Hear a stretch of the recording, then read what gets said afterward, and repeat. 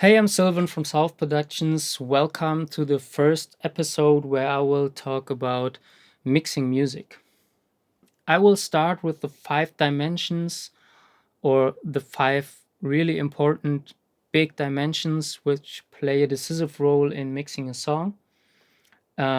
These dimensions are volume balances, frequency spectrum, dynamics, stereo width, and of course, speciality. And in today's episode, I'd like to start with the volume balances. So, what are the volume balances, or you can also call them level balances? These are the volume ratios of the individual elements of a mix. So, imagine you are making a perfect live tape recording. In this situation, it would be perfect to record all the instruments directly so that they match each other in terms of volume and loudness.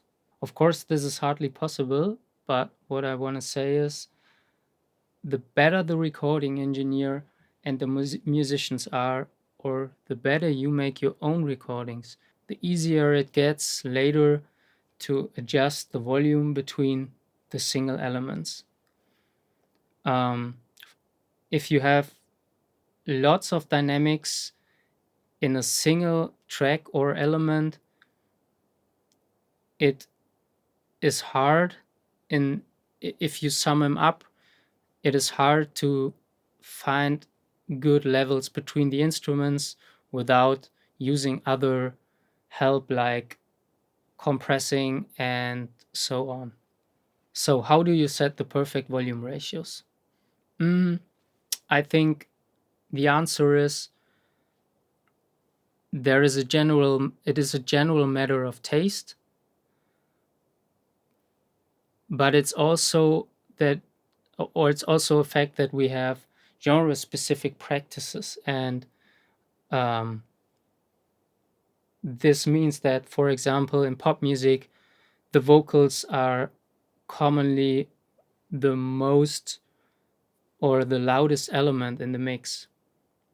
mm, or in hip hop the bass drum is really loud.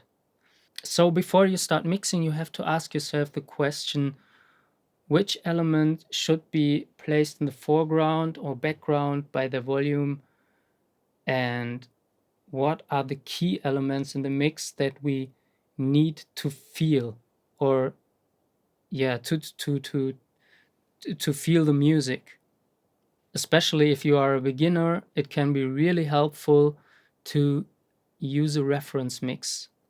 Mm, so, for example, if I try to mix an hip hop track,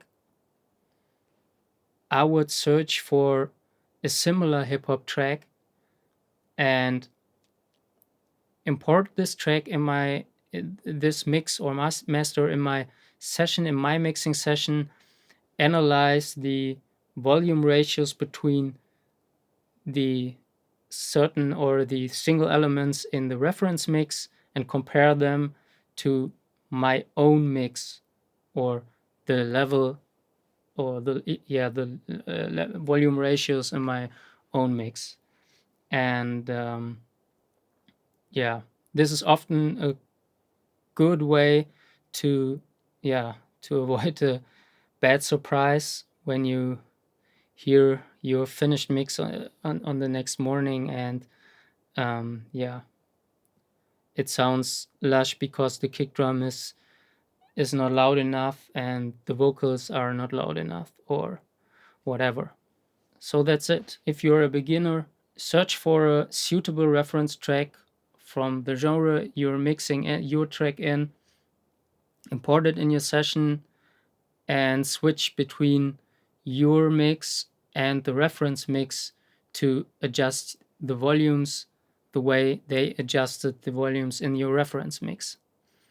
And of course, it will never be exactly the same, but this will help you to understand the genre you're mixing in, and also it will help you to understand how you have to adjust the volume of the mix you are doing.